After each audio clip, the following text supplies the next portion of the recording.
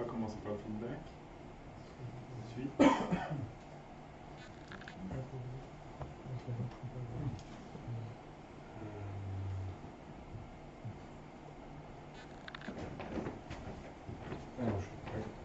Donc, ça va être compliqué de me placer.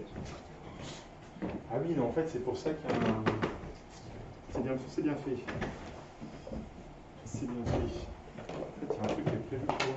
Si tu arrives, il y a un truc qui est prévu pour... Voilà. Mais ça, je peux vous parler et vous pouvez voir l'écran. Non, là, tombez pas, j'ai 100% là. Non, il ne faut pas que je fasse les compilateurs trop. Mais... Bon, bah donc, merci de m'inviter. J'avoue que c'était inattendu et je suis très très flatté. Ma vanité naturelle ayant tendance à être à grandir avec l'âge, j'avoue que des gens de coins obscurs de la France comme Lyon, parce que moi j'habite Nantes, donc je viens de très très loin, comme vous pouvez l'imaginer. Non, je ne vais pas très loin, je connais bien Lyon, mon père y habitait, j'y ai vécu un an ou deux il y a 30 ans, il y a longtemps je suis pas venu. C'est un plaisir d'être là, et donc encore merci pour votre invitation. Cette présentation s'appelle donc « Le 21e siècle sera typé ou ne sera pas », parce que... et sous-titré « Comment j'ai appris à aimer les types ». Alors, le point important, c'est qu'effectivement, ça fait quand même quelques années que je programme, et ça fait quelques années que je programme avec des systèmes, avec des langages de programmation fortement typés. Donc ça m'a pris un certain temps, en fait. C'est pas naturel, hein. C'est un petit peu comme le fait de porter un corset, ou le fait de prendre des douches froides tous les matins. Il faut un certain temps pour s'y habituer. Et donc ce que j'espère faire dans... Alors, je ne sais pas combien de temps j'ai d'ailleurs. Je crois qu'on a jusqu'à 9h. C'est ça, on est mis dehors à 9h. On est mis dehors à 9h. Il y a l'apéro. Il y a l'apéro. 45 minutes, 1 heure, c'est pareil, quoi. Ouais. Jusqu'à 8h30, t'es tranquille. Ok, super. Et donc je vais essayer de vous faire aimer les douches froides en moins de 45 minutes, 1 heure, ce qui va être à mon avis très compliqué. Mais c'est pas la première fois que je donne cette présentation. J'ai eu le plaisir de la donner aussi à un meet-up de Software Craftsmanship à Rennes et aussi à un Software Crafting à Paris il y a 1 an ou 2. Bon, alors j'essaie de l'améliorer au fil du temps. De quoi je vais vous parler En fait, j'avais envie de vous poser la question un peu à brûle pour point, comme on n'est pas très nombreux, c'est pourquoi vous êtes là ce soir? À quoi vous vous attendez, en fait? Pour ceux qui n'ont pas regardé la vidéo, si jamais, je ne veux pas interdire de regarder la vidéo. Haskell. Pardon? Du Haskell. Ouais, pas que. Alors, non, il n'y a pas de piège, hein, c'est juste une question. En fait, mon objectif, c'est de vous offrir, d'essayer d'être le plus... de faire en sorte que ça vous intéresse. J'ai pas forcément envie de... Le but du jeu, c'est pas de montrer que je sais des choses, ça n'a aucun intérêt. Le but du jeu, c'est plutôt de vous donner envie d'aller les voir et de partager de la connaissance. Si je jette des langages obscurs, des systèmes de type compliqués à la figure des gens, c'est pas un bon moyen de... c'est pas un bon moyen d'arriver à attirer les foules. Donc voilà, ça m'intéressait vraiment de savoir à quoi vous attendez, est-ce que c'est de la curiosité, est-ce que c'est un vrai intérêt, est-ce que c'est une envie d'aller voir ailleurs, c'était ma question. Je suis désolé, je commence par des questions, c'est vrai que c'est quoi ces speakers qui commencent par des questions? Pourquoi tu pourrais faire les types? Ouais. Pourquoi tu pourrais faire le typé D'accord. ou non typé si c'est bien... Ok. Ouais, je me suis dit, comme ça parlait du 21e siècle, peut-être qu'il avait parlé du 20e siècle. Je me suis dit, on va avoir une histoire sur les types. Ok, donc non. Parce que là, il faudra un autre talk. Ouais, j'en parlerai un petit peu, mais rapidement. Ok, bon, pas d'autres. Et puis les cacahuètes et le coca, c'est vrai que c'est... Tout ce qui va être bénéfice et inconvénient pour un système dynamique. Ok. Ok, bon. Voilà. Ce que je vous propose, c'est que vous me remboursez le voyage si ça vous a plu. Alors, donc je vais faire une rapide introduction. voilà, pourquoi, comment. Et puis après, ce que je vais faire, c'est que par rapport à d'autres versions de ce talk, je vais faire une partie. La première partie, je vais vous montrer du code. Ça va être un peu brutal, mais en fait, le but du jeu, c'est de vous montrer du code qui est assez avancé dans le système de type pour voir un petit peu moi, ce qui m'intéresse aujourd'hui et pourquoi ça m'intéresse. C'est quoi la motivation derrière et sachant que c'est un chemin qui n'est pas fini, et que ce n'est pas forcément des outils. Donc je vais vous parler d'Idris, par exemple. Idris, je n'utilise pas en production tous les jours. Haskell, si. Par contre, je code tous les jours en Haskell, je l'utilise en production. Je pourrais vous expliquer pourquoi, comment, quel est l'intérêt derrière. Mais bon, mon idée, et mon envie, c'est de vous... Voilà, c'est de dire, voilà, de montrer le truc à l'horizon, et puis de dire, bon, voilà, ça c'est très loin, on n'y est pas encore, mais entre les deux, il y a des trucs super intéressants. Et il y a différentes étapes. Et donc, parmi ces étapes, j'en ai choisi 3, un petit peu arbitrairement, et essentiellement parce que je les connais, et parce qu'ils ont des syntaxes très très similaires. Donc il y a Helm, Haskell et Idris. Et c'est vraiment 3 niveaux en termes de système de type. Donc ce que je vais vous montrer au départ, je vais vous montrer 2 exemples de motivation de manière assez brève sur pourquoi je pense que c'est intéressant et pourquoi je pense que ça aurait de la vraie valeur de faire ça plus souvent. Et puis après, je ferai une partie un peu plus, un voyage, donc qui là sera relativement rapide, sur les différents thèmes ou différents outils que les systèmes de type de Helm, de Haskell et de Idris nous offrent pour construire des types riches, avec un fil rouge que je n'ai pas forcément détaillé, mais qui est l'idée de construire un questionnaire, donc plutôt un quiz. Alors au départ, la motivation, c'était de refaire le quiz de la porte des enfers dans Sacré Graal. Je ne sais pas si vous vous souvenez. Comme je n'étais pas sûr d'avoir la vidéo, je ne l'ai pas inclus dans le... J'étais pas sûr d'avoir le réseau, donc je ne l'ai pas inclus. Voilà, donc il y a cette... J'en parlerai. Voilà, et puis il y aura une conclusion. J'ai mis des références. Les slides, vous les trouverez en ligne. À la fin, il y a deux ou trois slides de références intéressantes qui essaient de détailler, en fait, de manière plus ou moins pratique. Plutôt plus pratique d'ailleurs, ce dont je parle. Et voilà, je pense qu'après on aura bien mérité notre bière. Encore, c'est pas le pays de la bière. C'est mes souvenirs sont bons. Enfin bon, tout ce qui est bouffe, on aime bien. Alors, au départ, comment est venue l'idée de faire ce talk? C'était une discussion qui est arrivée à l'époque. À l'époque, je faisais du Helm professionnellement. Professionnellement, j'en faisais au quotidien à mon travail. J'ai développé une interface graphique pour une application en Helm. Donc le front-end c'était du Helm et le back-end c'était du Haskell.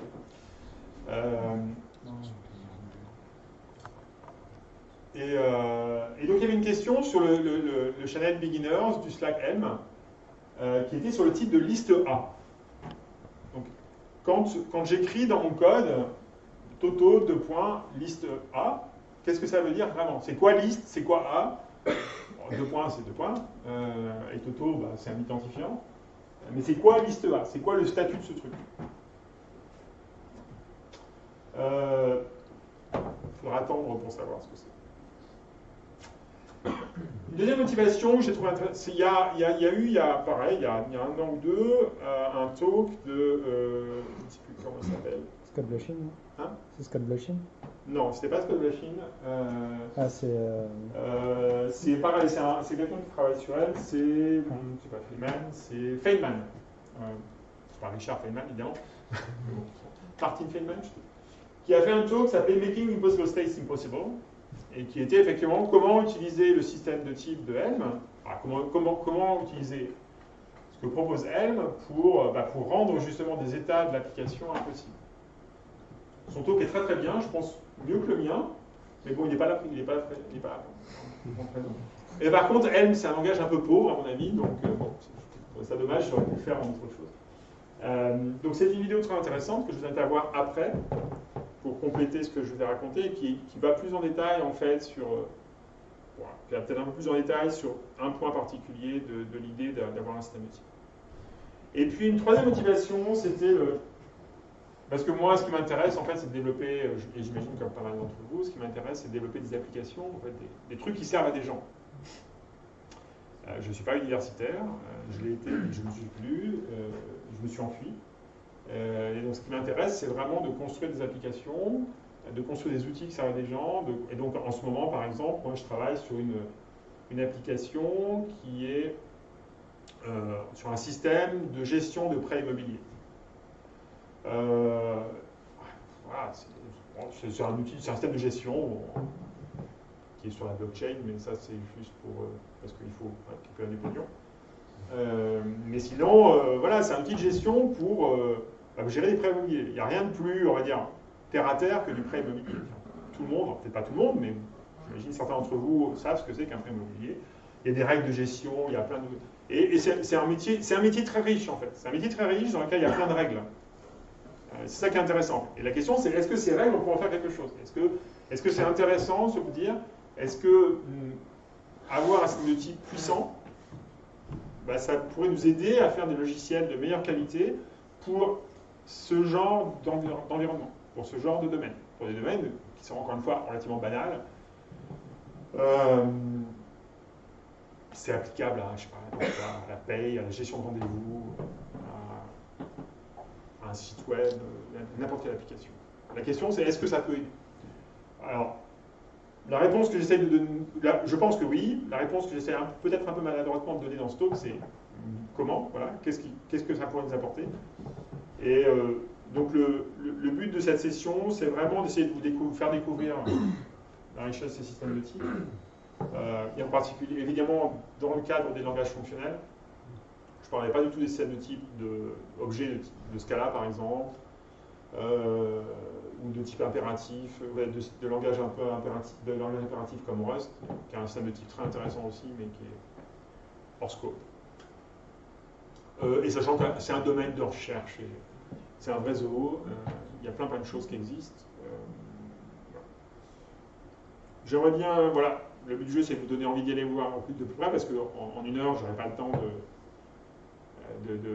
voilà, de détailler plus que ça. Donc, et puis vraiment, encore une fois, je le répète, essayer de comprendre à quoi ça pourrait servir pour des programmes relativement normaux.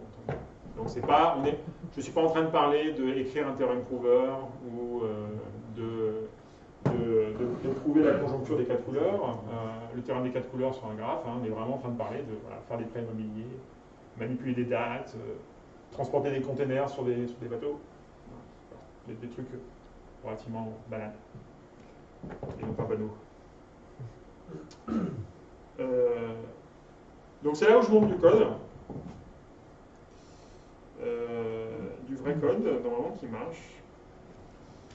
Et bien évidemment, comme je suis assez âgé et que je fais des langages fonctionnels, je utilise Emacs. Et non pas un IDE sophistiqué tel que ceux que propose JetBrains. Mais quand je fais du Java, j'utilise IntelliJ. Pas photo. Mais pour faire ce genre de choses, on a là que... Alors le premier exemple, je vais vous montrer 2 exemples qui, dans mon esprit, motivent tout ce talk et tout ce travail, et toute cette réflexion que j'essaye de mener avec plein d'autres. Donc, on a cité Scott Blanchen tout à l'heure, il y a aussi, je crois que c'est Robert Seaman, Mark Seaman, qui a un blog très intéressant justement sur ces notions de type que je vous disais tout à l'heure et qui travaille en F#, c'est du Haskell aussi. Mais... Donc c'est quelqu'un qui vient aussi d'ailleurs du monde plutôt F#, Microsoft, C#. Voilà, donc il y a plein de choses intéressantes qui se passent. L'avantage, c'est que moi, vous pouvez poser des questions. Alors, du coup, alors, pas que je bouge. C'est quoi ce truc? Donc, le premier exemple, c'est un exemple qui m'a été inspiré par un talk de Eric Evans, qui est quelqu'un de très connu dans la communauté des DD. Il a inventé le DD. Et qui est quelqu'un de passionné par les dates. Et donc c'est un exemple qui a récupération. Et donc du coup, mais tiens, c'est marrant, est-ce qu'on pourrait faire quelque chose? En fait, la question c'est, bon, on passe notre temps à manipuler des dates dans nos systèmes. Des dates, des heures, des time zones. Et donc la question c'est, est-ce qu'on peut essayer de faire quelque chose Est-ce qu'un système de type pourrait nous apporter quelque chose là-dessus? Et donc, un exercice que j'ai essayé de faire, c'est de me dire, donc ça c'est du Idris. Je vais juste passer rapidement sur la syntaxe. Qu'est-ce qui est intéressant à la syntaxe? Bon, il y a du bruit là, des imports, des pragmas. Ça, c'est ça qui est intéressant. Ça, c'est ce qui décrit un type. Et là, en l'occurrence, c'est un type extrêmement simple. C'est un type énuméré de mois, et donc ça décrit des mois. C'est banal. Et puis, ça, c'est la manière de décrire une fonction. Je vous montre ça, c'est pas mal comme introduction, parce qu'en fait, la syntaxe des trucs que vous allez voir après, ils ont tous cette tête-là. Donc, il n'y a pas beaucoup d'accolades, il n'y a pas beaucoup de points-virgules, c'est des langages où il y a peu de signes diacritiques. On aime bien les espaces, on aime bien le blanc et les symboles un peu compacts dans cet univers-là. Et puis, par exemple, quand on écrit des fonctions, on fait ce genre de choses.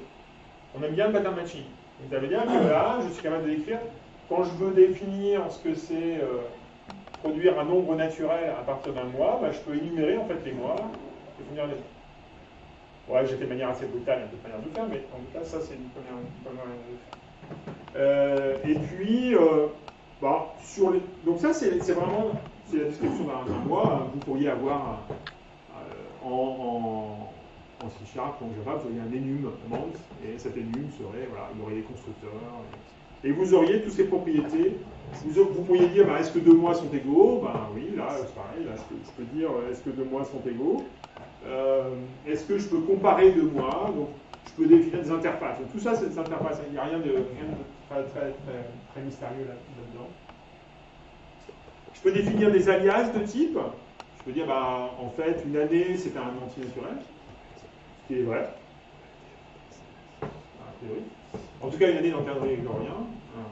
Après, il y a d'autres calendriers dans lesquels c'est pas vrai. Et puis, en fait, une année, techniquement, pourrait être un entier relatif. Je me maintiens, je reste un cas un peu précis. Et puis, voilà, on va trouver d'autres fonctions. Donc tout ça, c'est du code relativement standard. Ça va, vous comprenez? C'est pas trop choquant? Enfin, je veux dire, c'est pas complètement abscon, plutôt. Vous voyez à peu près ce qui se passe? Le but du jeu, c'est pas de faire de la syntaxe Haskell. Si vous voulez faire un codice de jeu Haskell ou Idris, on pourra en faire un après, mais devant hier. Mais là, c'est juste pour que vous saisissiez un peu ce qui se passe avec. Alors, on est vraiment. Là, je définis une fonction qui est est-ce que l'année Y est une année bissextile? Et en fait, une année bissextile, ça, c'est juste la formule d'une année bissextile. Tout à fait standard. Un très mystérieux. L'année bissextile, c'est l'année qui se divise par 4 et. C'est pas un centenaire. Pardon? C'est pas un centenaire. Voilà. C'est une année qui se divise par 4, n'est pas un centenaire, sauf si elle se divise par 400. Donc 1900 n'est pas une année bissextile, 2000 est une année bissextile. Mais ça, je veux dire, c'est tout à fait banal. C'est vraiment rien. Alors là où ça devient plus intéressant, ça va devenir, mais qu'est-ce que je peux faire de ce base-là? Et une des choses que je peux faire, donc là je vais passer sur ce code-là parce qu'il est un petit peu hairy, c'est je peux définir maintenant ce que c'est qu'une date dans mon calendrier grégorien. Et une date dans mon calendrier grégorien, c'est là, c'est là où ça devient un petit peu compliqué. Donc je définis mon type, donc une date, c'est bien un type, et je vais définir un constructeur pour ce type. Donc là, c'est pas une énumération, évidemment, une date, c'est constitué d'un jour, d'un mois, d'une année. Et donc là, je donne le constructeur. Donc là, je dis, voilà, pour faire une date, il me faut une année, il me faut un mois, il me faut un jour.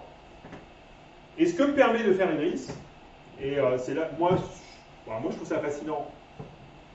Vous pouvez pas être fasciné. Moi, je trouve ça fascinant, c'est que je peux définir dans le système de type des contraintes sur ces valeurs. Et donc, je peux dire un truc, premièrement, il faut que le jour, c'est pas n'importe quelle date, d'accord? C'est un jour qui doit correspondre au nombre de jours, qui doit être dans l'intervalle de jours du mois sur lequel je suis en train de travailler. Donc, ça veut dire que j'exprime, lorsque je construis ma date, et donc lorsque je construis l'objet date sur lequel je suis en train de travailler, je dois prouver au compilateur, je dois fournir au compilateur une preuve. Donc cette preuve, en fait, c'est une valeur comme une autre. C'est un objet que le compilateur a manipulé. Et je dois fournir la preuve que, donc LTE, ça veut dire lower than or equal, et je fournis la preuve que le jour est inférieur au nombre de jours dans le mois pour cette année. Et c'est là où ça devient rigolo, parce que le nombre de jours dans le mois, du mois, il dépend de l'année, puisque notre ami février peut avoir 28 ou 29 jours. Et bien évidemment, ce nombre de jours doit être supérieur ou égal à 1.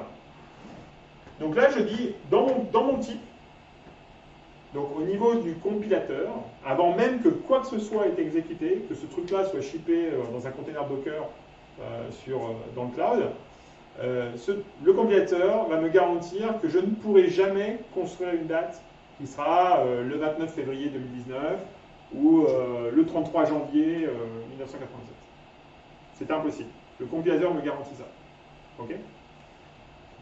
Moi, je trouve ça génial. Je ne sais pas vous, mais moi, je trouve ça génial. Alors, évidemment, pour arriver à faire ça, donc, je peux même vous prouver que ça marche, en fait. Sinon, ce serait pas drôle.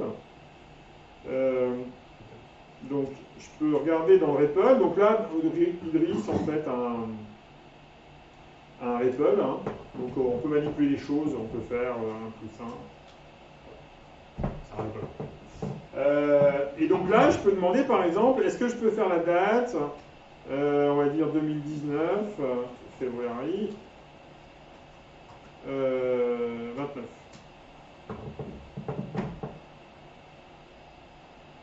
D'accord? Donc là, en fait, le compilateur, en mode interprété, c'est pour ça que ça prend un petit peu de temps, a vérifié que j'étais pas capable de prouver que 29 correspondait au nombre de jours du mois de février dans l'année 2019. Par contre, si je fais 28, donc là, il va bien vérifier la bonne date. Bon, il est un petit peu lent parce que là, il est en mode interprété, mais il va bien me fournir une variable date. D'accord? Donc là, dans un cas, je peux dire, par exemple, let d...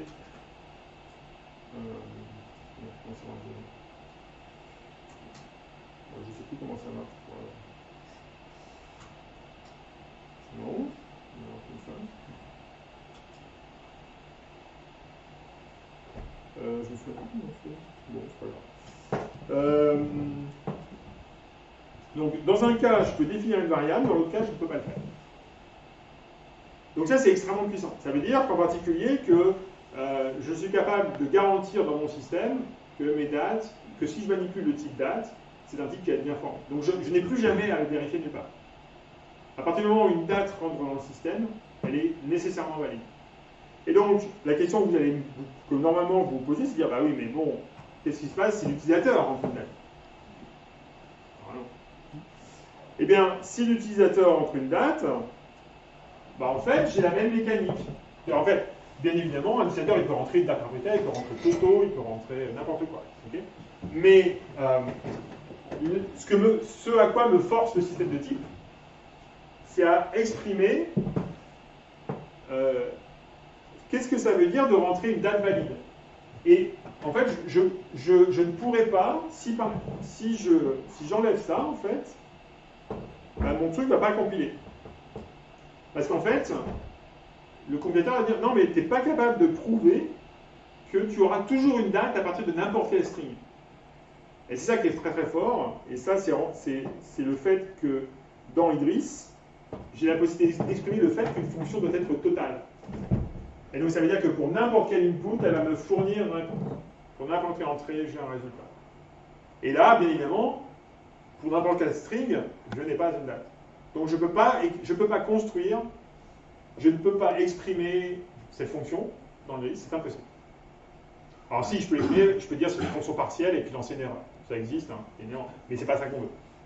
Et donc ça vire les problèmes de nul, ça vire les problèmes d'objets vides, d'objets invalides, etc. En fait, on a vraiment, dans le système de type, la possibilité d'exprimer que quelque chose n'est pas possible.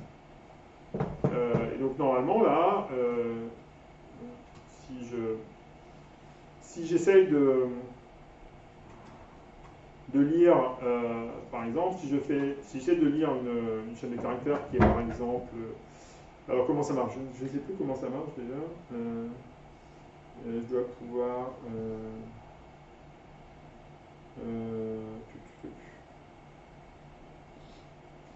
Ah oui, donc ça c'est juste la partie du mois de février 2018. Bon. C'est une fonction plus simple. Si je lis par exemple 45, bah, j'ai nothing. Parce que 45 n'est pas un jour valide dans février. Je n'ai pas fait toute la fonction d'écriture de date, parce qu'elle est un petit peu plus gros, c'est juste pour lire un jour. Si par contre je lis 18, eh ben, je vais bien réussir à construire ma date de février. Voilà.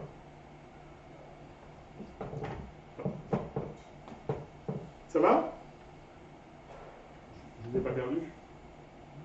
C'est facile, hein. Les dates, vraiment tout le monde comprend. Alors, ce qui est intéressant ici, ce que je souligne en fait, c'est qu'il n'y a pas de magie. Hein. L'ordinateur ne va pas deviner magiquement que 45 n'est pas un nombre de février, il va falloir le prouver. Et en fait, c'est ce à quoi sert toute cette mécanique dans système notif, c'est d'exprimer comment je vais exprimer le fait, la chaîne 45 transformée en jour est bien un jour valide pour février. Donc c'est là où j'ai cette idée de ce que va me forcer à faire le compilateur, c'est à bien identifier les cas dans lesquels c'est valide. Il va dire, voilà, alors je prends un jour, là j'ai un nombre positif. D'accord? Alors déjà, il peut ne pas être positif, ou quelqu'un.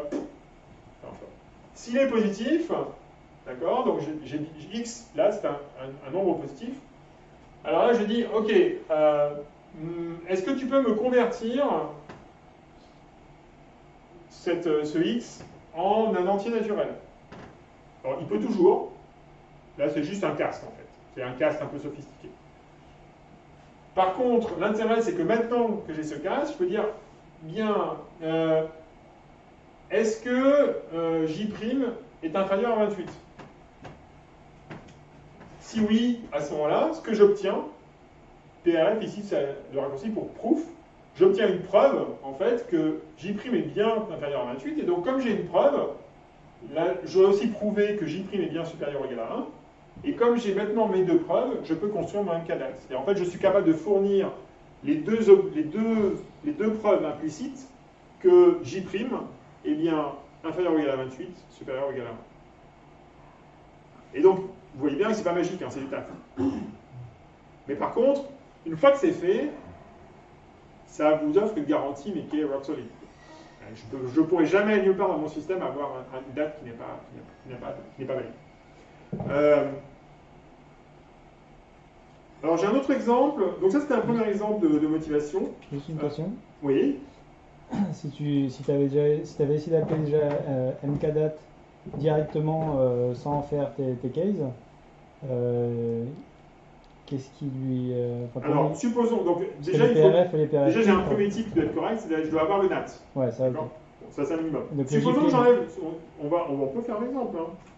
Voilà, supposons que je dise, bah, maintenant je vais faire MKDAT J'. Hop. Donc naïvement, hein, je me dis, bon, facile. Parce que là, il lui manque les preuves du coup au compilateur. Et donc là, il va dire, bah là, il va compiler, il va dire, ah, ouais, voilà, bon, déjà il faut que je renvoie. Voilà. Donc déjà, j'ai pas le bon type, hein, puisqu'il veut un maybe date, et moi je lui donne une date. Et maintenant, il dit, ah ouais, mais t'es gentil, mais il est où la preuve que x est inférieur à 28? Je l'ai pas. Ok. Et le PRF, par contre, on s'en sert pas explicitement. En fait, il est implicite. En fait, donc le compilateur est assez intelligent, et on pourrait le passer. Et tu pourrais mettre underscore, ça marcherait pareil, le PRF ou... Là, en l'occurrence, oui. Pas bon, c'est des détails de ça. Oui. En fait, son nom n'a aucune importance. L'essentiel, c'est qu'il existe dans le scope. Et donc, le compilateur est assez malin pour le fournir. Ouais. Un autre exemple, c'est un exemple qui est tiré de la page numéro 17 du Blue Book de Domain Driven Design. pour ceux qui aiment les précisions. Alors c'est un exemple de règles liées au transport de containers sur un cargo. Ouais, au transport en général. L'idée c'est quoi? L'idée c'est d'exprimer la règle qu'on veut exprimer, c'est de dire j'ai un cargo, donc une charge d'une certaine taille, et ce cargo, je veux le mettre sur un bateau. Et je veux, mettre sur je veux le mettre dans un voyage, plus précisément. D'accord? Donc tout ça, en fait, alors, si le Blue Book, ça vous dit quelque chose? Ouais. Tout le monde voit de quoi je parle ou... Bon. Domain Driven Design, un bouquin assez classique maintenant. Et donc l'idée, c'est quoi? L'idée, c'est de dire, j'ai un cargo, donc j'ai une charge, donc il déroule pendant tout son bouquin une grande partie d'exemples autour d'un système de transport. Et donc un des premiers exemples, il dit, bah voilà, j'ai une charge, et cette charge, je dois la mettre dans... C'est un chargeur qui va la prendre, et il doit la mettre dans un voyage. Ce voyage va d'un point A à un point B. Et ce voyage a une certaine capacité. D'accord? Et cette capacité, bah, bien évidemment, je ne peux pas mettre plus de charge que je n'ai de capacité. Sauf que les chargeurs sont des gens un petit peu malins, ils ont envie de gagner du pognon, et ils savent très bien qu'il peut y avoir des gens qui annulent le voyage au dernier moment. Donc ce qu'ils font, c'est ils vont faire ils peuvent mettre en place ce qu'on appelle une overbooking policy, en disant, ouais, mais en fait, je vais prendre 10% de plus, donc quand je veux savoir si je dois accepter une charge ou pas, je vais prendre 10% en plus, et puis au moment du chargement, on se débrouillera. En tout cas, il y a une policy comme ça. Et donc, toute l'idée, c'est comment j'exprime cette policy. Et du coup, la question intéressante qu'on peut se poser, c'est est-ce que je peux exprimer cette règle dans le système de type? Pour dire, bah, oui, qu'au moment où je fais en fait donc, la fonction principale, hein, c'est la fonction makeBooking qui va dire, bah oui, je prends une charge, je prends un voyage existant, je prends une overbooking policy, et ce que je vais produire, ça va être un nouveau voyage, et pour le système de type, je vais dire, je construis ce qu'on appelle une paire dépendante, c'est-à-dire c'est une paire qui contient une valeur et un type, et qui me permet de transporter des preuves au fur et à mesure où je construis des objets. Et donc là, la preuve que je vais transporter, c'est de dire, bah, est-ce que oui ou non, j'ai ma charge dans mon voyage? Donc, je construis mon voyage prime, et en fait, je vais fournir aussi, ah oui, mais tiens, au fait, tu n'as même pas besoin de regarder l'intérieur, tu sais, il y a une preuve, avec le voyage prime, avec l'objet, il y a une preuve qui te dit, est-ce que la charge prend du voyage? Et donc ça, c'est assez intéressant aussi, parce que du coup, ça permet de construire des chaînes, de construire des domaines fonctionnels. Bon, toute l'argumentation de DDD, et en fait tout l'intérêt de DDD, et toute l'idée centrale de DDD, hein, c'est comment je construis ce qu'on appelle un corps domaine qui a, alors il ne l'exprimait pas comme ça à l'époque, mais qui maintenant on l'exprime comme ça, qui est en fait purement fonctionnel, qui a vocation à être fonctionnel pur, qui est en fait dénué de tous effets de bord, et comment je construis ce corps domaine dans lequel je vais embarquer, en fait, je vais décrire et définir l'ensemble de mes règles métiers. C'est pas très neuf, hein, ça a été en 95, 16, 17, Alistair Coburn parlait d'architecture hexagonale, c'est le même principe. C'est comment, en fait, je construis. Donc, tout ça, c'est des fonctions pures, en fait. Tout ça, en fait, une fois que c'est compilé, c'est comme si j'avais décrit des règles, elles sont empaquetées dans mon code, et puis maintenant, bah, je peux utiliser mon code, et là, je peux mettre des trucs dans les bases de données, lire des inputs utilisateurs, renvoyer du JSON à un site web, enfin, faire tout ce qu'on fait d'habitude, qui nous prend l'essentiel de notre temps, alors qu'en fait, le truc intéressant, c'est ça. Moi, je ne sais pas si vous êtes comme moi, mais moi, je passe l'essentiel de mon temps à faire de la tuyauterie, et ça m'emmerde, en fait. C'est pas intéressant, la tuyauterie. Raccorder un site React à un middleware en Node qui parle à un back-end dans SQL qui cause à une base de données relationnelle en Oracle, ça ne m'intéresse pas.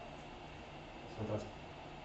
Je suis payé pour ça, mais je ne trouve pas que c'est la partie la plus intéressante de notre métier. Par contre, la question c'est comment j'exprime au mieux le domaine du métier de l'utilisateur de l'échelle dans laquelle je travaille. Ça, c'est intéressant. Là, pour moi, il y a une vraie valeur parce que c'est là où, en fait, c'est ce truc-là, en fait, qui va probablement être le plus pérenne.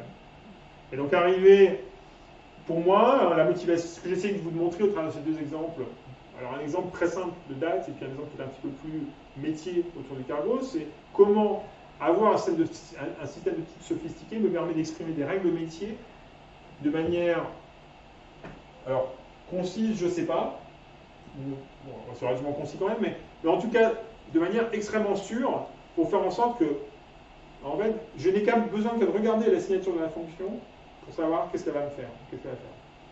D'accord. Et d'une certaine manière, pour intuiter le type, c'est là où on arrive en fait à des choses intéressantes, c'est que le type devient vraiment une spécification de mon code. Et donc, cette spécification de mon code encapsule des exigences métiers, des besoins métiers. Ça va ça? Bon, j'ai dit l'essentiel du talk, donc maintenant vous pouvez dormir. Attends manière. Voilà, si ces exemples vous ont fait tilt, je pense que c'est l'essentiel de ce que j'ai à dire. Après, voilà, c'est un voyage qui est très long parce que comment j'exprime tout ça? C'est ce que je vais vous montrer juste après. En fait, qu'est-ce que je peux exprimer? Quels sont les outils qu'on a pour faire ça? Et bon, j'ai pas un temps infini, donc j'ai jusqu'à quelle heure? J'ai 8h30. Non, 8h? 8h30. Oui. Comment trouver le juste milieu entre ce qu'on va mettre dans les règles métiers qu'on va mettre dans les types et ce qu'on va mettre dans l'implémentation? Parce qu'il y a quand même le isolo qui est dans l'implémentation. Ouais. À la limite, on pourrait le mettre dans le type. Ouais, non, clairement. En fait, et là, c'est vraiment de l'ordre du savoir-faire, du judgment call, ça dépend du domaine. C'est quoi un type?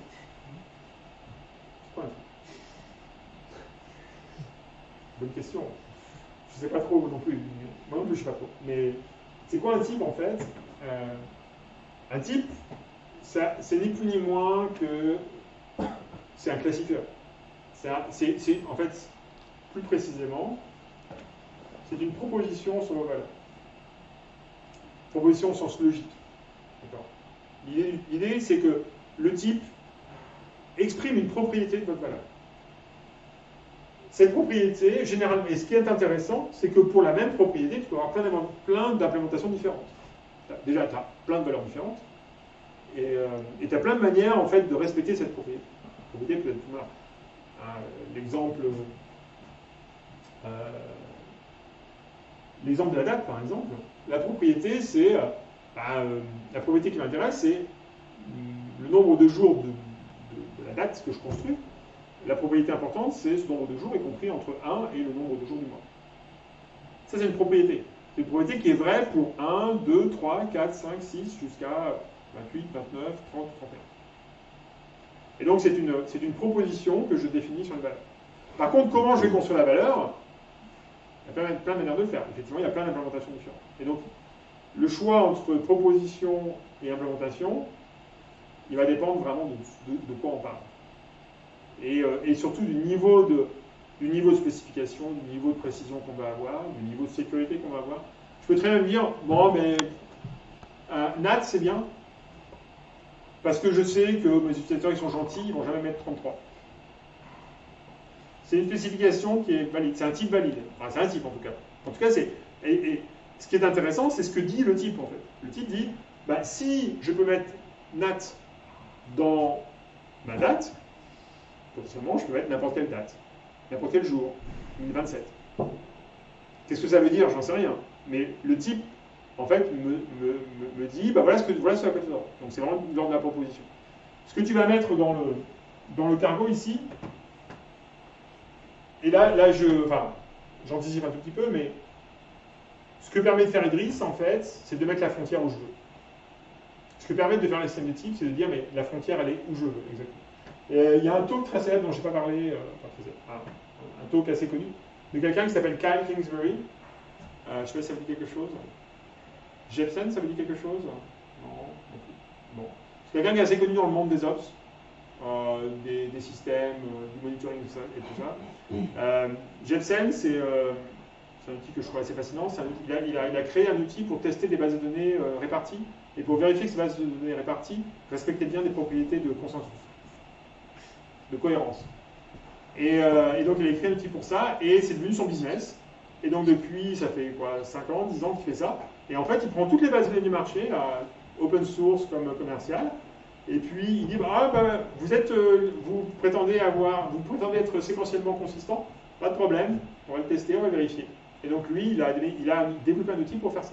Et donc par exemple, il a explosé, je ne sais plus c'était quoi, il y a eu une fameuse polémique autour d'Elasticsearch. Et aussi, il s'est attaqué à Mongo à un moment, et il a montré qu'en fait, un cluster Mongo, en fait, il n'y a pas de cohérence. Même quand on met toutes les machins, ça, en fait il arrive à trouver des cas dans lesquels, en fait, la cohérence est pétée. Bref, tout ça pour dire que ce type, donc, est vraiment un génie. Il a fait un talk, il a fait un blog post où c'est un entretien fictif et il code le jeu des 8 reines dans le système de type de SQL. Le jeu des 8 reines, c'est comment placer 8 reines sur un échiquier pour qu'elles ne se prennent pas. Il y a des gens qui s'amusent.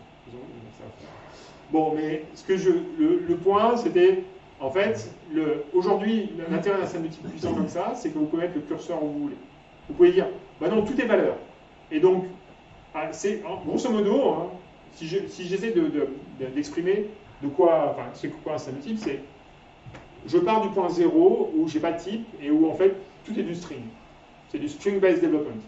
D'accord ? Toutes mes valeurs sont des strings. Un peu mieux, tout est un hash. Python, Ruby, JavaScript, tout un objet est un hash. Je construis et donc j'ai pas de type. Et puis je raffine et je construis des types de plus en plus sophistiqués. Puis à un moment donné, en fait, je peux arriver à l'autre extrême où en fait, j'ai plus de valeur. Où j'ai que des types, et finalement, ce qui m'intéresse, c'est de prouver, c'est ce que fait un theorem prover, en fait. Un theorem prover va dire, en fait, toute l'intelligence est dans le type, et l'implémentation sert juste à démontrer que le type, qu'il y a quelqu'un dans le type. Il y a un habitant dans le type, et donc il existe une valeur. Je peux construire une valeur de ce type. Mais en fait, je ne la construis jamais parce qu'elle ne m'intéresse pas.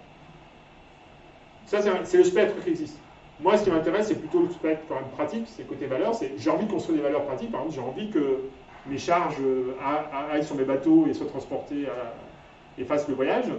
Donc, là, le curseur, il est à mettre. J'ai fait une digression un petit peu longue, mais j'espère que ça répondait à la question.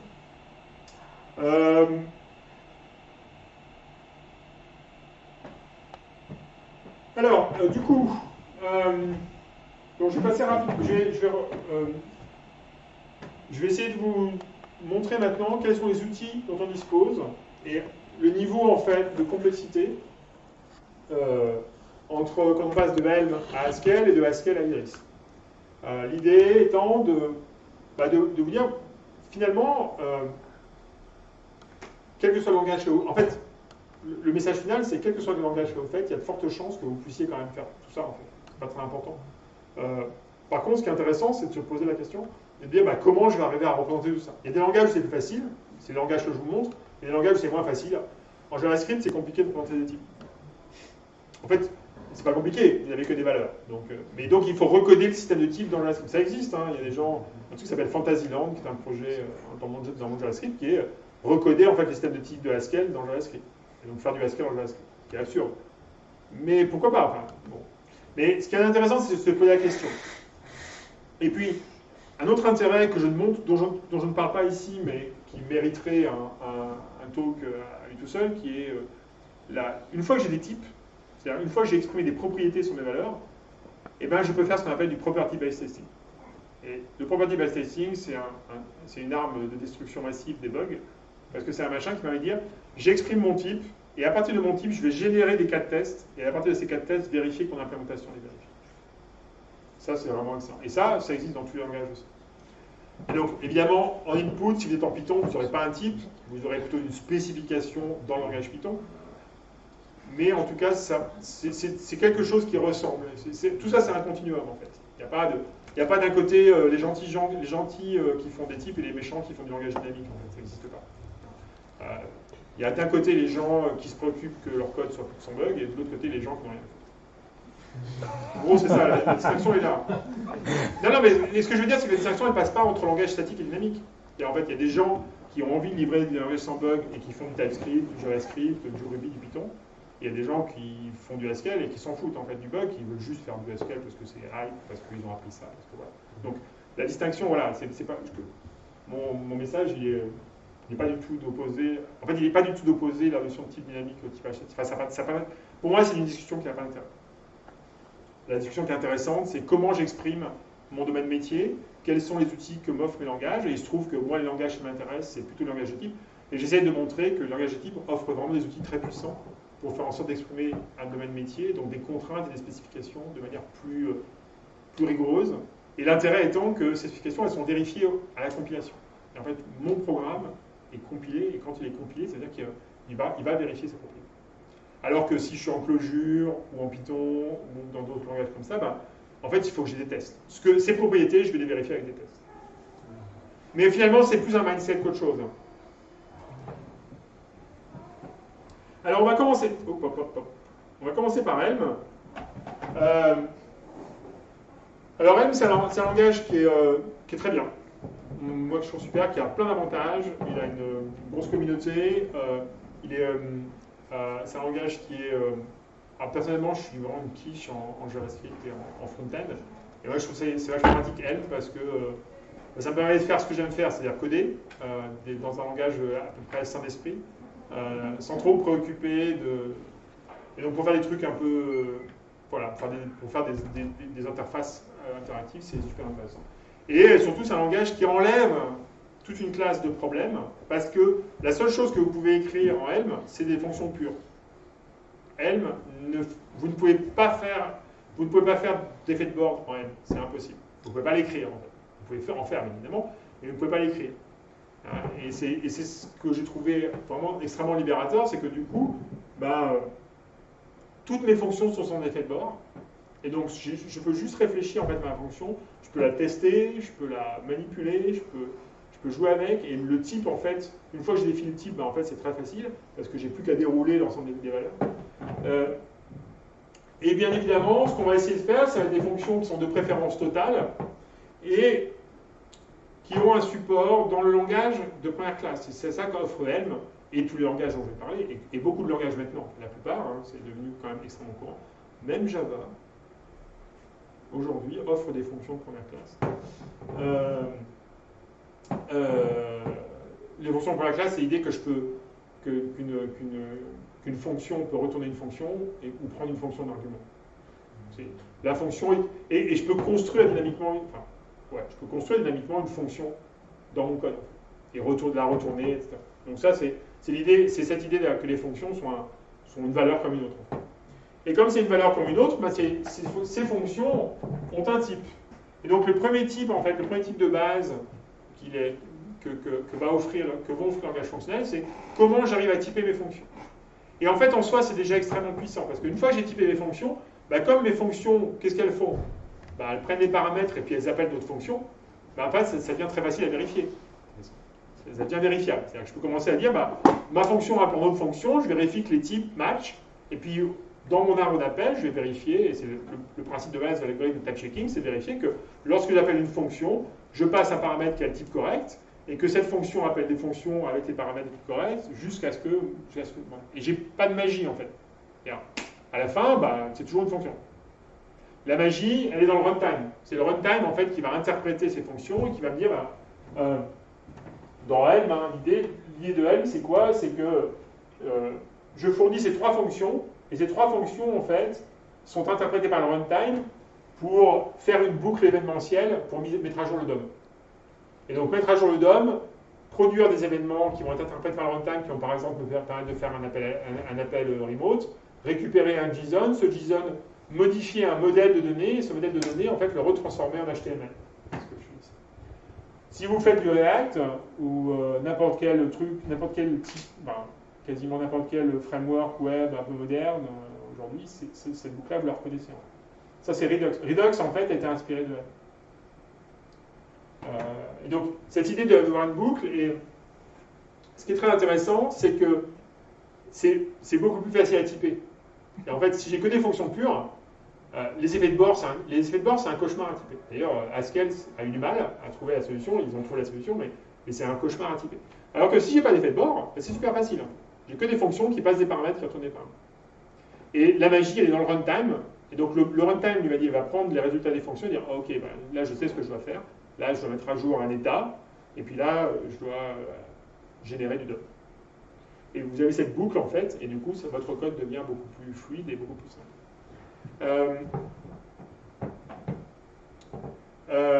La deuxième arme vraiment essentielle qu'offre M et qu'offre aussi l'ensemble des langages dont je parle, ce sont ce qu'on appelle les types de données algébriques. C'est l'idée qu'un type de données, si vous avez l'habitude des langages objets, un type de données c'est quoi? C'est une collection de champs. L'idée du type algébrique, c'est de dire oui, mais c'est pas la fin de l'histoire. Une collection de champs, c'est une manière d'exprimer ce que c'est qu'un type. En fait, la manière la plus générale d'expliquer un type, c'est qu'en fait, un type, c'est un ensemble de valeurs. On va utiliser la terminologie de la théorie des ensembles, mais c'est un ensemble de valeurs. Et ces ensembles de valeurs, ben, je peux les construire de certaines manières. Et en fait, j'ai des règles de construction. Et donc, un type, c'est quoi? Ben, je donne un nom à un ensemble de constructeurs, chaque constructeur définissant des règles que je peux appliquer pour construire des valeurs de ce type. Donc, il y a une espèce de truc circulaire là, c'est qu'en fait, le type, ça n'est jamais que l'application des règles algébriques de construction d'objets sur les constructeurs. Et c'est pour ça que c'est un type de données algébrique. En fait, j'applique des règles où je dis, bah, si j'ai une fonction f, g et h dans mon type, bah, je peux faire f de g de h, ou g de h de f, ou h de f de g, ou dans n'importe quel ordre, en fait, puis ça va marcher. Voilà pourquoi c'est un type algébrique. Ce qui est intéressant, c'est que ça permet de construire des objets arbitrairement complexes avec juste deux opérations qui sont le produit et la somme. Et c'est là où on voit apparaître des liens avec les mathématiques, c'est qu'en fait, ça permet de définir de cette manière. Ça vient de là, hein, ça vient du fait que je définis un type comme étant une équation, et cette équation me dit j'ai une somme de produits, c'est un polynôme, et le type, c'est la solution de ce polynôme, le point fixe de ce polynôme. Le gros intérêt, c'est qu'une fois que j'ai un type algébrique comme ça, donc grosso modo, là, c'est quoi? Là, c'est un type message. Ce type message, qu'est-ce que je peux faire? Je peux soumettre une réponse avec ou pas une chaîne de caractères. Donc, le contexte, rappelez-vous, c'est l'histoire d'un quiz, un questionnaire. Donc, je peux soumettre une réponse, ou alors je peux mettre à jour la réponse en passant une string, ou alors je peux ne rien faire. Et donc, le gros intérêt, c'est qu'une fois que j'ai décrit en fait mes actions, ce que va me garantir le compilateur, comme le compilateur, lui, il connaît la structure du type, et ben, il est capable de garantir lorsque je produis une valeur, si elle est correcte, évidemment, parce que par construction, je ne pourrais pas appeler autre chose que les constructeurs, et par contre, lorsque je consomme une valeur, je suis capable de dire « Ah, mais est-ce que tu as bien consommé toutes les valeurs ?» Donc, grosso modo, est-ce que tu as bien couvert tous les cas possibles de cette input? Et ça, c'est extrêmement intéressant. Ça veut dire que votre programme, du coup, il devient quelque chose qui est beaucoup plus sûr, parce que le compilateur vous garantit que vous avez couvert tous les cas ou pas. Si vous n'avez pas couvert tous les cas, c'est une erreur de compilation, donc vous ne pouvez même pas exécuter votre programme. Ça, c'est un killer feature. Pour moi, c'est vraiment le killer feature, c'est les types de données algébriques, c'est le noyau, en fait, et tout le reste va se construire au-dessus de ça. Mais si vous avez ça, si on a ça dans le compilateur, du coup, le compilateur est capable de vérifier dynamiquement, et dire, à la compilation, de me dire, non, mais tu as oublié tel cas. Et là où ça devient rigolo, c'est que comme c'est des types algébriques, ces types peuvent être imbriqués les uns dans les autres. Donc, par exemple, je peux avoir ici des types qui vont s'appeler récursivement. Donc, je peux avoir un entier naturel, c'est quoi? Un entier naturel, c'est soit 0, soit la suite, le successeur d'un autre entier naturel. On est d'accord, c'est pas une représentation très efficace, en termes de mémoire, mais par contre, c'est une représentation très pratique à manipuler. En particulier dans l'épreuve. Et donc, du coup, l'idée, mais ça pourrait être une structure de données arbitrairement complexe, et le compilateur, c'est capable de dire, ah oui, mais tu as oublié tel ou tel cas. Par exemple, là, si j'ai une fonction plus simple, le compilateur va être capable de me dire, je prends un NAT, il va quand même dire « Ah, mais tu as oublié de traiter le cas Z, le cas 0, parce que structurellement, il va décomposer l'input et vérifier que j'ai bien traité tous les cas dans l'input de la fonction. » Donc la notion de type de données algébrique, elle est vraiment essentielle, et ça mériterait un talk en soi, voire plusieurs, mais... Ça marche vraiment dans le cas du plus 1? Pardon? Parce que si tu lui donnes un entier naturel, tu fais plus 1, finalement ça vient retourner successeur de l'entier naturel que tu viens de me fournir. Est-ce qu'il y a besoin de le décomposer? Non, mais par contre, ce que tu as besoin de savoir, c'est est-ce que j'ai traité... Le but du jeu, c'est est-ce que j'ai traité tous les cas en entrée? Oui. Mais du coup, tu es successeur de 0. Ouais, c'est toujours rajouter un S. Donc, Hein? pour ce cas-là, en fait, Ouais, pour ce cas-là, c'est pas très compliqué. Ouais. En fait, là, dans ce cas, ouais, bon, alors, ce cas-là est un peu con. Je te l'accorde. Ce cas-là est un peu la subtil. soustraction, ça marche. Bon, La soustraction est plus intéressante. Ouais. La soustraction est plus intéressante. Et d'ailleurs, effectivement, la soustraction de. Le compilateur va me forcer à traiter le cas où je vais soustraire quelque chose de Z. Et du coup, il va me dire, bah oui, donc la soustraction n'est pas totale. Ouais. Parce que je pourrais pas fournir, je pourrais pas soustraire. Si je dois produire un entier naturel, je ne pourrais pas fournir une implémentation de quelque chose qui enlève 1 à Z. Alors si, je pourrais dire Z, Z-1 égale Z. Est-ce que c'est mieux que de rien dire? Est-ce que c'est mieux de faire une erreur? Est-ce que c'est mieux d'avoir une fonction partielle? C'est là où la notion de spécification devient intéressante. C'est qu'est-ce que je veux dire vraiment dans mon système? Le principe de moindre surprise, en fait. Et c'est pour ça que c'est intéressant de se poser ce genre de questions et de se dire, mais quand j'ai mon input, qu'est-ce que je vais produire comme résultat? Et ce résultat est-il cohérent avec les attentes d'un client, enfin d'un client au sens d'un utilisateur de la fonction? Et probablement que si j'ai une fonction de -1, le fait de dire, ben, pour traiter la totalité du cas, le fait de dire que Z-1 égale Z, c'est probablement un comportement qui va être très surprenant et que je n'aurais pas envie de... Et du coup, ça veut dire quoi? Ça veut dire que le compilateur va me forcer à penser à ma spécification, dire, mais quand je soustrais quelque chose à un entier naturel, qu'est-ce que j'obtiens? Est-ce que j'obtiens un entier naturel? Bah, en fait, peut-être pas. Peut-être que je peux dire, bah non, en fait, j'obtiens un entier relatif. Un entier. Ou alors, je peux dire, bah non, mais en fait, j'obtiens pas toujours un entier. Je peux avoir un maybe. Et toutes ces questions-là, elles sont extrêmement intéressantes. Alors, elles ne sont pas super intéressantes pour la soustraction. Mais par contre, pour savoir si je dois appliquer des taux d'intérêt de retard, des taux de pénalité à quelqu'un qui n'a payé en retard son prêt immobilier, par exemple, ça, c'est des questions intéressantes à se poser. Est-ce que j'ai bien traité tous les cas? Est-ce que j'ai pas dans mon... C'est cas con, hein. J'ai un exemple très concret. Dans le système sur lequel on travaille actuellement, c'est un système, il y a une règle métier qui dit, lorsqu'on change le montant d'un compte séquestre, lorsqu'on change le montant d'une mensualité de prêt, le changement s'applique 45 jours après la date de notification à l'utilisateur. Et donc, ça s'applique en fait à la première échéance qui est 45 jours après la date de notification. On voit bien que là, la question de la date, elle devient importante. Qu'est-ce qui se passe quand cette date est effectivement le 1er du mois, le 29 du mois? Quels sont les différents cas que je peux traiter? Et en particulier, on a eu un cas que les gens du métier ne comprenaient pas. Enfin, on se dit, mais non, c'est un bug. C'est qu'en fait, quand on appliquait cette règle-là, on obtenait un résultat, on obtenait en fait un recalcul sur un nombre de mensualités pour lesquelles on recalculait quelque chose, et on obtenait 13 au lieu de 14 quand on arrivait à une date qui était spécifique. Et comme on avait traité ce cas-là, en fait, qu'on avait couvert exhaustivement l'input, ben, on arrivait à démontrer un cas qui n'avait pas été pensé fonctionnellement. C'est là où ça devient encore plus intéressant. C'est quand, en fait, quand vous posez ce genre de questions dans votre code, vous arrivez à faire émerger des cas fonctionnels où les gens vous disent mais ça n'arrive pas en vrai. Ça n'arrive pas en vrai, mais si, ça peut arriver en vrai, en fait. Ou pas. Et à ce moment-là, si ça ne doit pas arriver en vrai, c'est qu'en fait, la spécification, notre problème est sous-spécifié. Et là, encore une fois, ce qui est intéressant, c'est que ce n'est pas spécifié dans du Word, c'est spécifié dans du code qui est vérifiable par un compilateur. Bon, voilà. Alors... Juste une question. Ouais.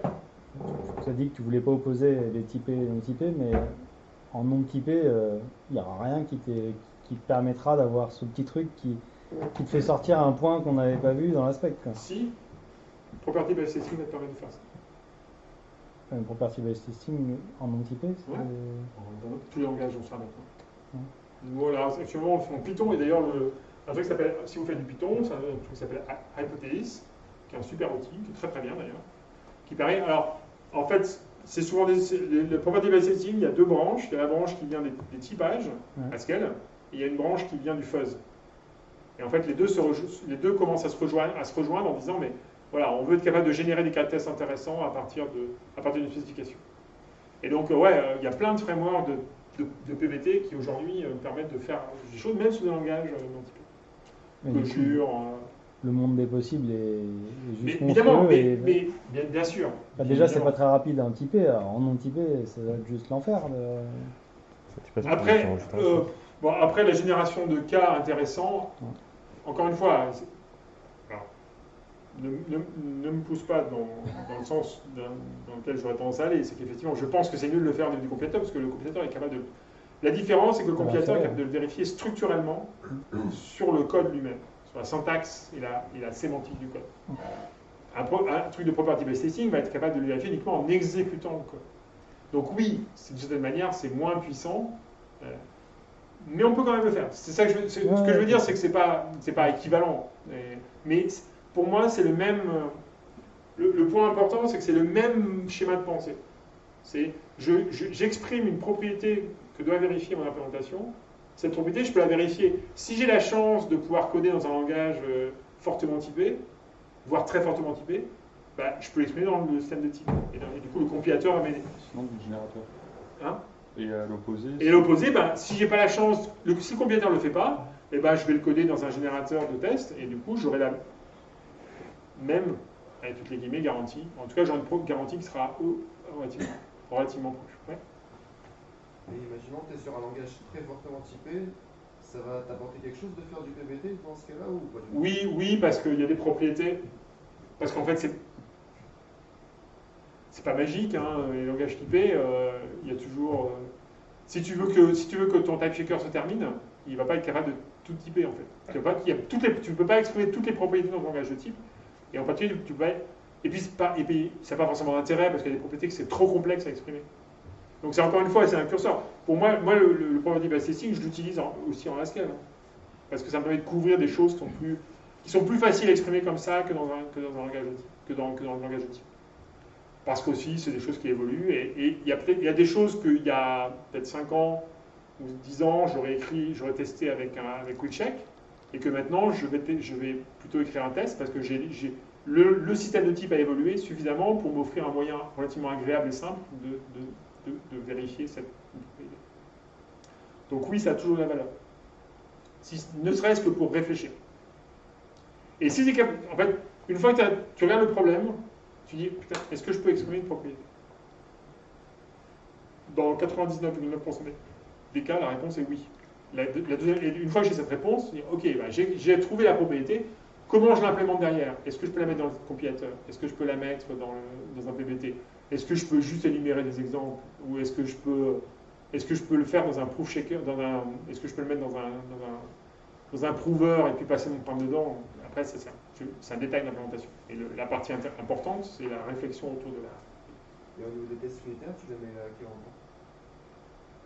Au niveau du curseur Bah, les tests unitaires, pour moi, les tests unitaires, c'est comme si c'est essentiel, mais c'est comme si tu fais un dessin pointilliste, en fait, tu sais. Quand on était petits, vous avez des points, vous devez relier les points avec des numéros, vous voyez, ça fait un dessin à la fin. Quand on fait un programme, c'est ça qu'on fait. Quand tu fais un test unitaire, en fait, tu n'as pas beaucoup de points. Bon, en tout cas, tu as les points minimaux. D'ailleurs, tu n'as pas toujours les numéros non plus. Mais bon, tu as les points et les numéros. Quand tu as du property based testing, en fait, tu vas resserrer les points. Quand tu fais un type, tu n'as plus de points, tu as des traits. En fait. Donc, tu as juste à passer ton crayon. C'est plus facile. Bon, sauf qu'il faut réfléchir pour... je ne sais pas si l'analogie, elle fait sens, mais pour moi, le test c'est un continuum, en fait. Le test unitaire, c'est un outil fondamental. En pratique, comment je fais? Moi, c'est assez simple. J'ai un problème. J'ai un truc à coder. Voilà. J'ai un truc à implémenter. Souvent, je vais commencer par un testu. Parce que je veux un exemple, en fait. Cet exemple va me dire, OK, j'ai mon exemple, je vais traverser toute ma couche, ou tout mon système, ou en tout cas, je vais architecturer, et je vais avoir le squelette, en fait, de mon système. Et puis, je vais rajouter un deuxième testu, peut-être, ou un troisième. Et puis, au bout d'un moment, je dis, là, il y a une propriété, là. Ou, ouais, mais là, en fait, là, j'ai un type. J'ai une structure de données, en fait, qui émerge. J'ai une structure, donc je peux exprimer le type. Du coup, je peux virer des testus. Ou je peux exprimer une propriété qui va être en relation avec deux inputs, par exemple. Par exemple, un truc que Haskell sait très mal faire, c'est exprimer dans le système de type le fait qu'il y a une relation entre l'argument 1 et l'argument 2. Ça, c'est dur en Haskell. Ça, c'est ce qu'on appelle du typage dépendant, et Haskell ne sait pas faire. Idris sait faire, mais Haskell ne sait pas faire. Par contre, Idris, je ne sais pas faire de site web en Idris, d'application. Je ne sais pas faire d'application concrète qui soit autre chose que des théorèmes provers. Bon, c'est pas tout à fait vrai, ça devient mieux, mais c'est encore pas industriel. Et Liquid Haskell. Hein? Et Liquid Haskell. Alors Liquid Haskell, c'est encore un autre point dans ce continuum en fait. Liquid Haskell, c'est un moyen d'exprimer à mi-chemin, donc entre la propriété vérifiable au runtime, mais sauf que là, c'est une propriété qui va être vérifiée à la compilation. Parce qu'il va appliquer les techniques de terrain proving et qui va supplémenter tes types. Bon, il y a tout ce continuum en fait qui existe.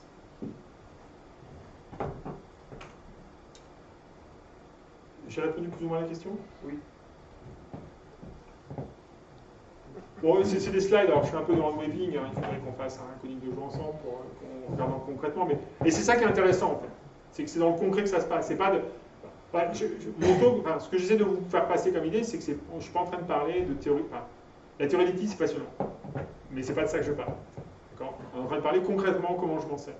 Et pour moi, c'est un outil fondamental en termes de spécification, de précision de mon implémentation. Et moi, je remercie tous les jours le ciel de pouvoir coder en Haskell. Parce que quand je passe en Python, c'est un cauchemar. C'est très dur pour moi. Mais c'est pas très dur parce que Python est un langage de merde. C'est dur parce que j'ai pas de type en fait. Donc je suis obligé de tout exprimer dans les tests. J'ai obligé de faire plein de tests pour arriver à exprimer quelque chose. Et puis il y a plein de corner cases. Et puis en plus Python, il y a plein d'effets d'or partout. Donc c'est long. Bon, je veux pas rentrer sur Python, mais là, je suis un peu loin. Ouais. Voilà. Du coup, ici, qu'est-ce que je voulais expliquer? Ouais. Et donc, au-delà de. J'ai oublié un truc. Voilà, donc ça c'était les bases. Donc Idris, Haskell, Helm, l'idée d'avoir des fonctions pures et des systèmes de type algébrique, c'est le minimum. Et là où Helm est très fort, et je trouve que ça a été un choix très courageux et auquel Evan Klavinsky s'est tenu de manière assez stricte. Et c'est un choix, en fait, c'est ce qu'on appelle un choix opinionative en anglais. Il a dit, moi, je veux un système de type qui soit good enough, suffisamment puissant pour aider les gens qui font de la GUI, mais je veux pas un truc pour tag theorist. Et donc, il a viré plein de trucs de Haskell. Et plus le temps passe, plus il vire des trucs. Et en fait, c'est pas con. Parce qu'au final, l'idée, c'est que du coup, ça devient un outil qui est super facile à utiliser, même pour des gens qui n'ont pas fait une thèse en théorie des types. Et les messages du compilateur sont super clairs. Il me dit, non mais là, tu n'as pas fait ça, attention, peut-être que tu aurais pu faire ça, et donc, s'il te plaît, vas-y, change ça. Et donc, ça permet d'avoir en fait un outil qui est vraiment très riche. Par contre, bah oui, c'est clair qu'il perd de la puissance, et c'est clair qu'on doit écrire quand même pas mal de boilerplate en M, mais c'est quand même un bon choix. Aujourd'hui, vraiment le langage le plus industriel, en tout cas le plus courant, qui offre un système de type le plus avancé, c'est Haskell. OCaml est aussi un langage fonctionnel très très sympathique et très avancé, mais il y a moins de travail sur le système de type de OCaml. Le système de type de OCaml est quand même plus, on va dire, plus figé, au sens où il évolue moins vite. Il y a moins de choses qui sont dedans. Et Haskell continue à évoluer. C'est-à-dire, en fait, le système de type de Haskell continue à évoluer. Là, récemment, on va avoir ce qu'on appelle des types linéaires. Donc, c'est quelque chose qui continue à évoluer jusqu'à fournir vraiment des outils très sophistiqués. Honnêtement, parfois trop sophistiqués. Des fois, on se fait plaisir, mais il faut bien de temps en temps se faire plaisir. Donc, parmi les choses qu'on peut faire en Haskell, qu'offre Haskell, c'est la notion, les interfaces en stéroïdes. C'est l'idée que quand je définis une classe de type, je peux exprimer en fait des choses plus compliquées qu'une simple interface. Une interface, c'est une fonction des signatures. Avec une classe de type, je peux exprimer non seulement des signatures de fonctions, mais je peux aussi exprimer des contraintes, donc avoir une notion d'héritage, et en plus avoir des implémentations par défaut. Donc c'est vraiment des interfaces, bon, c'est un peu l'équivalent des interfaces qu'on va retrouver dans le langage objet, mais de manière plus sophistiquée. Je pourrais aussi définir des types comme faisant partie aussi de la définition d'une classe. Donc je peux vraiment construire une interface qui soit une manière d'abstraire des comportements très facilement, et qui de l'extraire par exemple ici. Donc ça c'est l'évolution dans le repository de code qui est lié à ce talk. En fait, il y a une implémentation en Helm, en Haskell et en Idris d'à peu près le même problème. Donc ça permet de voir un peu de comparer un peu les différentes solutions. Et donc là, ça permet de définir en fait, sans définir la structure de ce que c'est qu'une question dans mon système. Là, je peux définir les opérations que je peux avoir dessus. Et en particulier, je peux définir ce que c'est qu'une expression correcte. Par exemple, une réponse correcte à la question. Bon, je vais avancer un petit peu vite, c'est dommage, mais après le truc c'est que ça devient. Par rapport aux classes de type, vous parlez de spécifications qui sont un petit peu plus développées qu'une interface classique. Est-ce qu'il y a moyen d'exprimer aussi des attentes qui pourraient être plus procédurales, enfin, plus de l'ordre du séquençage, vérifier qu'il y ait l'ordre de l'exécution entre méthode, des choses comme ça? C'est une excellente remarque. Alors, la classe de type, la réponse est oui.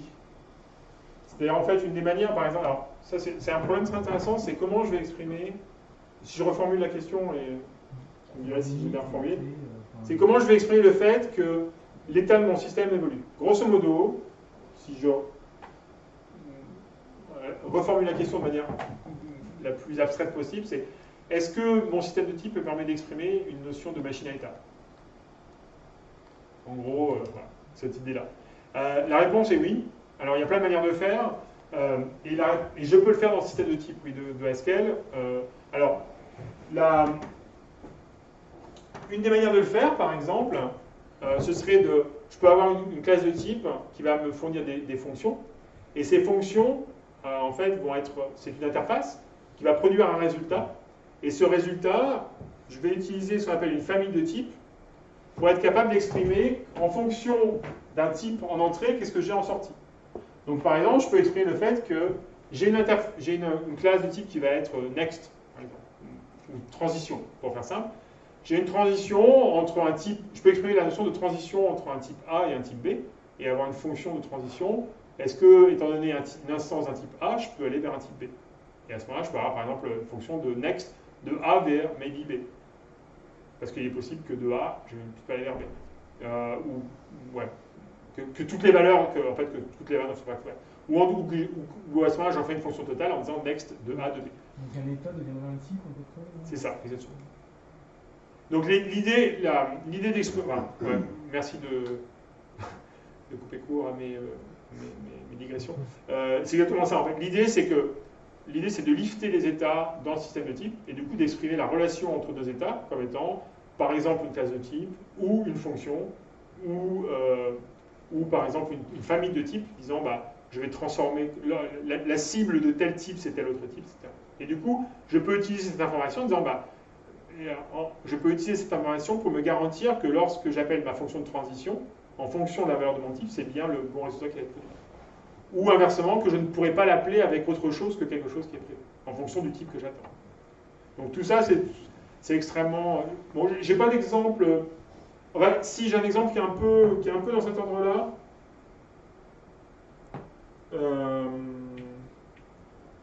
Ou pas. Ouais, si, oui, si. J'ai un exemple qui est assez intéressant comme ça, qui est un peu de cet ordre-là, qui est l'idée de... si on monte encore un peu d'abstraction, c'est je peux exprimer... Je vous ai parlé de type algébrique tout à l'heure. D'accord ? Type algébrique de données, c'est... J'ai des constructeurs qui vont pouvoir s'appeler récursivement pour construire une valeur.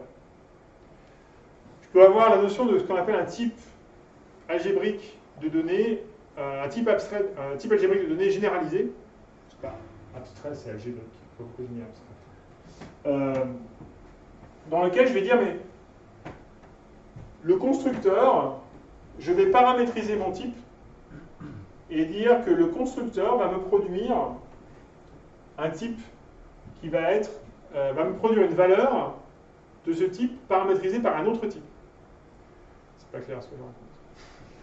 Par exemple, pour reprendre, on va faire un exemple, on peut essayer de faire un exemple comme ça. Est-ce que j'ai du Haskell là? Non, je n'ai pas du Haskell. Si on essaie d'exprimer un peu ce dont tu viens de parler, je pourrais exprimer quelque chose du genre, voilà, je peux dire par exemple, je pourrais avoir un type de données qui soit un type de données, on va dire, automate. D'accord? Et ce type de données automate, en fait, je pourrais avoir une transition, par exemple, allumé. Je vais faire un automate allumé, éteindre une chaudière. D'accord? Donc je vais dire une chaudière. D'accord? Cette chaudière, en fait, elle peut avoir deux états. Elle peut être éteinte, ou trois. Elle peut être allumée, ou elle peut être en panne. D'accord? Et maintenant, en fait, je peux exprimer les transitions de l'automate de chaudière en disant, bah, ici, si j'ai une chaudière qui est éteinte, bah, je peux produire une chaudière qui est allumée. Je peux éteindre une chaudière, mais là, pour éteindre une chaudière, c'est pas compliqué, hein. Il faut qu'elle soit allumée. Voilà. Et ça me produit une chaudière éteinte. Voilà. Ou alors, et puis comme quand j'allume une chaudière, je peux avoir une erreur, je peux dire, là je vais produire, quand j'allume une chaudière, en fait, bah, j'ai soit une chaudière qui est allumée, soit une chaudière qui est en panne. Ça, je peux l'exprimer en Haskell. C'est rigolo. Il y a des contraintes sur les types intérieurs qui sont paramétrés, il faut que ça soit plus ou moins des entiers, ou ça peut être... Ah non, mais là c'est n'importe quoi. Là, tu vois, c'est un type complètement arbitraire. Voilà, Non, mais là, par exemple, je pourrais dire elle est éteinte avec une heure. Et puis, je pourrais définir un degré, quoi. Tu vois, une température. Voilà. Si elle est éteinte, ça n'a pas d'intérêt. Je peux l'allumer à une certaine température. D'accord? Et ça peut être un petit peu. Et là, je pourrais avoir allumé. Là, je suis peut-être. Je m'avance peut-être un petit peu. En Haskell, en tout cas, je m'avance un peu. En Idris, oui, c'est possible. Je pourrais faire un truc comme ça. Et donc là, en Idris, en fait, je pourrais faire un truc du genre. Je pourrais donner un entier, ici. D'accord? Je veux allumer ma chaudière à telle température, et là, ça va me fournir une chaudière qui est soit allumée à la température T, soit en panne. Et donc, je suis capable d'exprimer des systèmes de transition comme ça. Je peux le faire en Haskell, mais c'est un petit peu plus. Et c'est pour ça que j'ai expliqué tout à l'heure que Haskell, pour moi, c'est un choix intermédiaire. Je n'ai pas toute la puissance que m'offre un système de type comme Idris. Et quand je l'ai, c'est pas toujours agréable à utiliser. Donc, soyons raisonnables, utilisons le truc. Mais si tu as un état qui, en fait, l'idée c'est que le type de données état va permettre de catégoriser des grandes valeurs. Et ensuite, je vais définir des règles pour les construire. Et après, je pourrais définir des fonctions. Là, je définis un type, mais je pourrais définir un type qui est complètement abstrait, et puis définir par ailleurs des fonctions, le définir sous forme de fonction. Voilà. Ça va me prendre une température, et là, ça va me produire une chaudière qui va être soit allumée, soit éteinte. Je ne sais pas si vous voyez l'idée un petit peu de ce que ça, de ce qu'on fait dessus. Donc il est 20h29.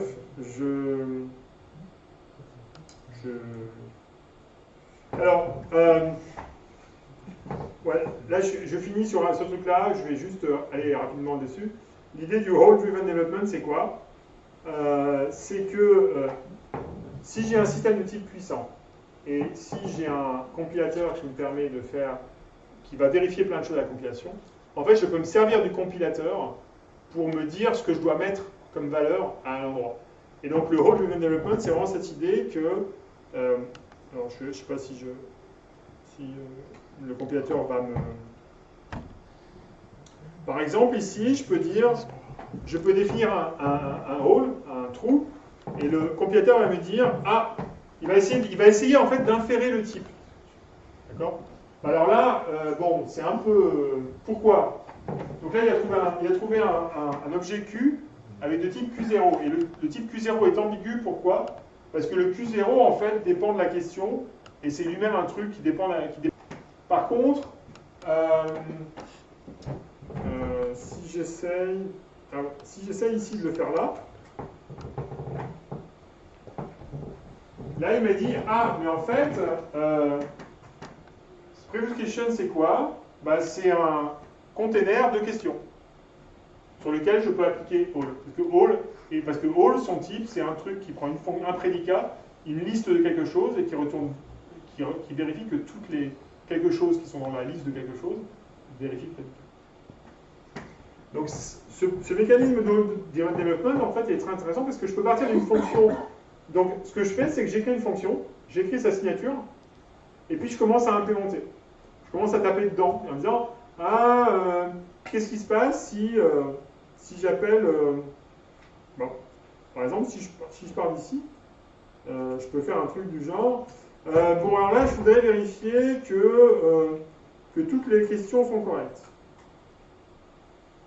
Donc, je pourrais faire quoi? Je pourrais dire, ben, je veux prendre un truc fou qui va prendre la answers correct sur les previous questions, et puis fou, c'est quoi sa valeur?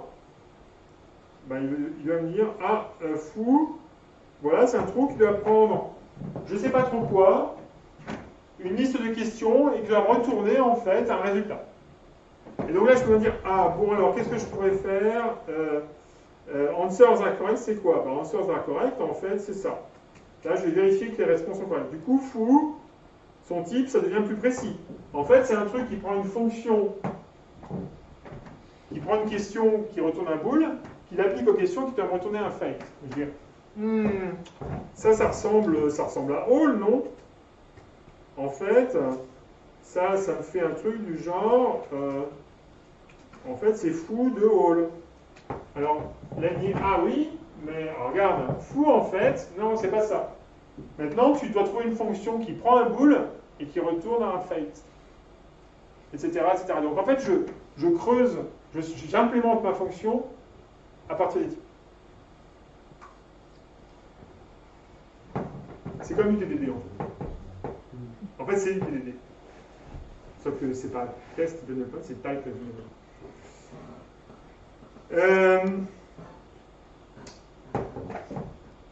Voilà, et donc je vais m'arrêter là. Donc bien évidemment j'ai explosé le temps parce que c'est un tuto qui est beaucoup trop long, je suis désolé.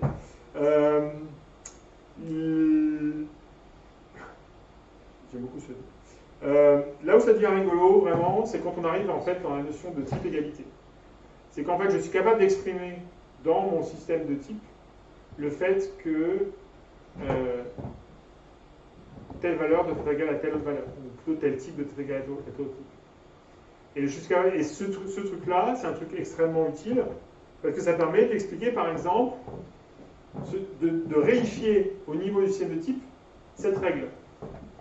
Là, le règle veut dire, en fait, l'addition commute.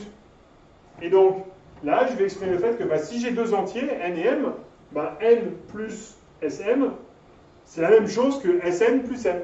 Et ça marche. Et le compilateur est capable de vérifier, du coup, que je peux utiliser cette fonction, donc c'est une fonction, je peux utiliser cette fonction pour exprimer une propriété dans mon type de données. Bon, alors là, c'est pas super évident, mais ça pourrait être, par exemple, ici, là, je peux très bien avoir une règle, par exemple, qui permettrait de dire, si j'ai des choux et des carottes, je peux les échanger en utilisant la commutation. Et donc cette idée d'avoir la possibilité d'exprimer au niveau du système de type des propriétés, c'est ce qui nous amène en fait à ce qu'on appelle l'idée, ce que j'expliquais tout à l'heure, c'est le slogan, les types sont des propositions. Et c'est la fameuse isomorphisme de Curie-Howard qui dit, dans un système logique, j'ai des propositions et des preuves qui correspondent dans les programmes à des types et des implémentations. L'implémentation d'un programme, le code que j'écris, c'est en fait la preuve que le type est valide, en fait, est habité par quelque chose. Et je peux produire une valeur de ce type. Et donc, écrire un programme, c'est démontrer que les types sont habités. Et c'est là où... Alors, donc là, c'est très utilisé pour faire du terrain coding, ce que je ne fais pas dans la vraie vie. Par contre, quand vous avez une spécification, ça devient très intéressant parce que si vous avez une spécification, vous avez un domaine un peu tendu, un peu compliqué, ou avec des règles métiers un peu complexes, vous pouvez arriver dans une situation dans laquelle vous exprimez en fait une propriété d'un objet de votre type et vous n'arrivez pas à l'implémenter. Ça veut dire qu'en fait votre spécification, elle n'existe pas. Vous ne pouvez pas implémenter le programme. Et ça, c'est très intéressant. Encore une fois, ça permet de... En travaillant avec les experts du métier, aucun expert du métier n'arrivera à faire ça. Et c'est pas le but du jeu. Le but du jeu, c'est pas d'écrire. Et même en tant que développeur lambda, je passe pas mes journées à écrire des preuves, bien évidemment. J'écris des programmes, et le but d'un programme, c'est de produire de la valeur pour les gens. Par contre, quand je discute avec un utilisateur, ou un expert du domaine, et prendre ce qu'il me dit, et faire en sorte que ce qu'il m'a dit, sa spécification, son besoin, les règles métier, je l'exprime dans ce type, et je suis capable de lui dire, non mais attends, là, est-ce que tu as pensé à ce cas-là? Parce que là, mon compilateur me dit, j'ai exprimé ta règle, là, mon compilateur me dit, il y a ce cas-là, ce cas-là, ce cas-là, ce cas-là, ce qui ne sont pas couverts. Ou alors, mais non, je suis désolé, mais là, tu m'as donné une règle, mais en fait, je ne peux pas écrire de programme pour ta règle. Ça n'existe pas. Évidemment, quand vous avez des règles simples, algébriques, sur les nombres, c'est très, très évident, mais si vous avez des règles métiers et des structures de données, c'est là où ça devient très puissant. Bon, je pourrais en parler pendant des heures. Voilà, donc la conclusion, c'est que les systèmes de types, les types, c'est bon, mangez-en. Et donc le 21e siècle, évidemment, sera typé. Voilà, donc j'ai mis quelques références. Alors, en particulier, une référence assez récente, c'est un bouquin qui vient juste de sortir, qui est disponible sur l'EPUB, qui s'appelle Thinking with Types, qui est vraiment une exploration du système de types de Haskell. Des classiques. Le bouquin que je vous conseille vraiment, même si vous ne faites pas d'Idris, moi j'ai appris énormément de choses dans ce bouquin. Type Driven Development de Idris, c'est vraiment c'est un bouquin qui est super intéressant pour vous aider à comprendre pourquoi c'est intéressant d'avoir des systèmes de types compliqués. Et avec des vrais exemples concrets, pas la preuve du théorème des 4 couleurs, des choses avec des entrées-sorties, pourquoi c'est intéressant de typer fortement ce truc-là. Et notamment, on parlait tout à l'heure de comment je peux exprimer le fait d'avoir un automate dans mon système, et ben c'est un des exemples clés autour. Et comment je peux exprimer en fait un système qui est un système qui prend des inputs, produit des outputs, écrit des fichiers, etc. Et exprimer le cœur de ce système comme étant une machine avec la fille. Et donc vérifier qu'en fait, et après être capable de vérifier que mes inputs vont bien matcher les autres. Voilà, plein de choses, plein de crédits sur le tableau, et sur le site, donc le lien que je pense a été fourni, ou sera fourni, en tout cas je le mettrai dans la discussion du mug, du meetup. Il y a un lien sur un questionnaire de feedback, si vous avez 5 minutes, ça m'intéresserait d'avoir votre feedback sur cette session. J'ai dépassé 3 minutes, de 8 minutes. Je vous remercie pour votre attention. Je suis tout de suite pour les questions.